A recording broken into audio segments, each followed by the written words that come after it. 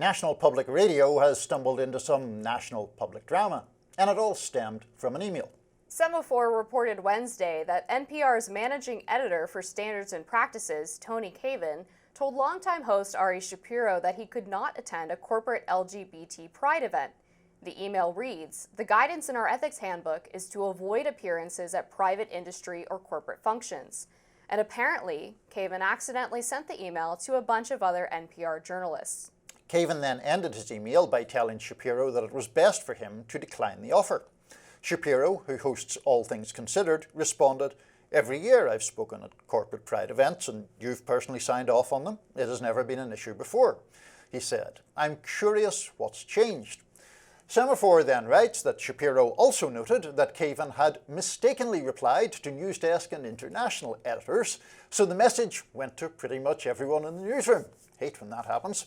It turns out NPR decided to let Shapiro attend the event after all. A spokesperson told Semafor that the outlet made the decision after the original email thread.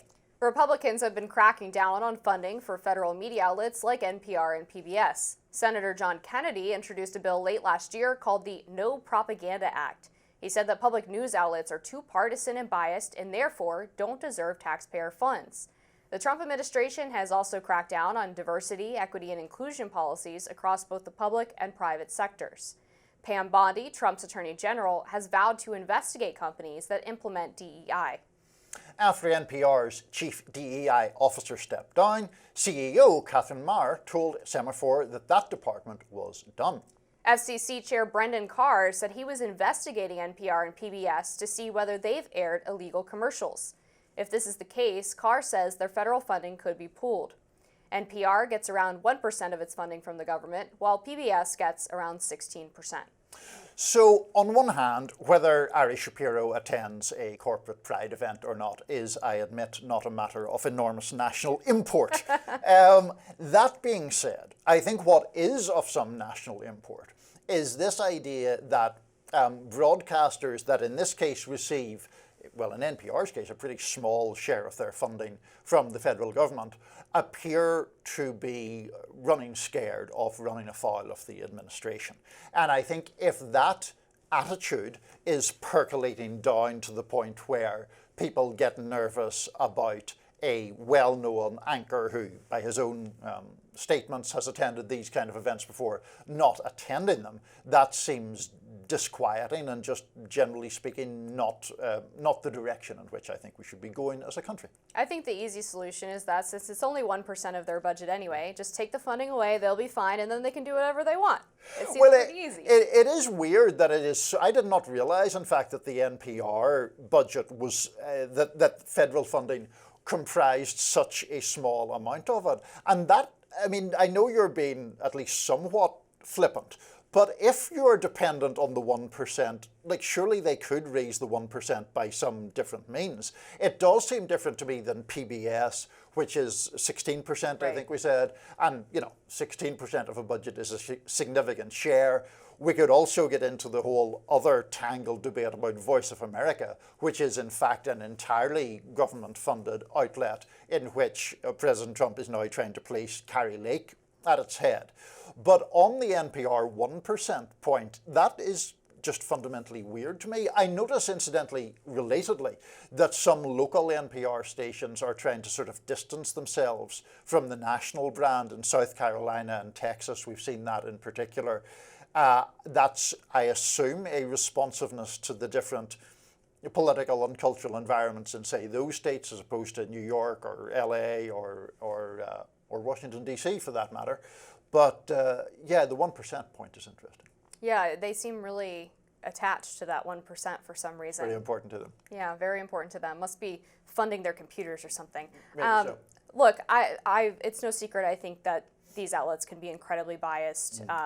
Uri Berliner went super viral for writing this free press post about leaving NPR and a lot of the liberal bias that he seemingly encountered there, including their desire to not report on the origins of the COVID-19 virus as coming from the Wuhan lab, refusing to report on the Hunter Biden laptop story because, quote, "We don't want to waste our time on stories that are not really stories, and we don't want to waste the listeners' and readers' time on stories that are just pure distractions." So for NPR and PBS, fund Sesame Street. That's great. Have fun.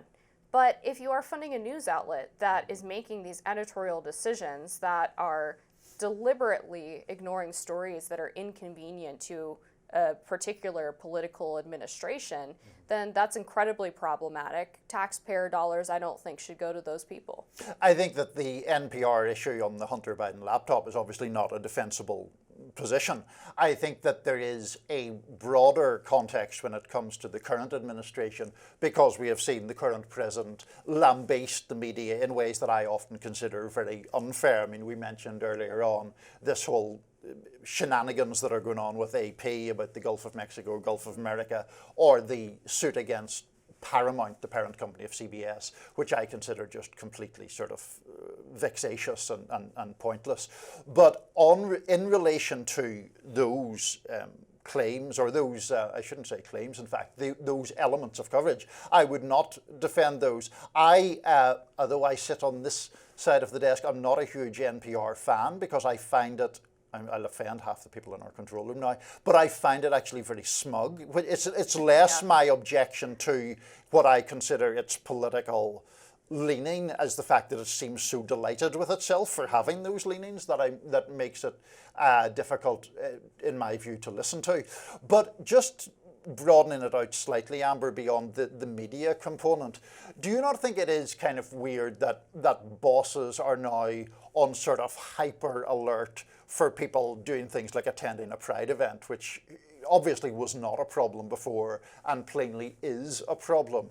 Do you not have any disquiet about that becoming such a sort of contentious topic? I suppose the question would go to motivation then, because we don't know if this was legitimately them worried about losing federal funding, or perhaps the standards editor just hadn't noticed in the past that Ari Shapiro was attending these events. I have no way of knowing that. It sounds like it is a violation of their policy, but basically they've been giving him a pass. So should he continue to get a pass just because they did it in years prior? I mean, I think I'm less inclined than you are to believe that it was just a coincidence and they suddenly read the guidebook this year, the first year of the Trump administration, having failed to do so in previous years. But who knows? Perhaps our sources in NPR can tell us. Probably not, after we have criticized them from both sides during this segment. In any event, we have a lot more to talk about on Rising right after this.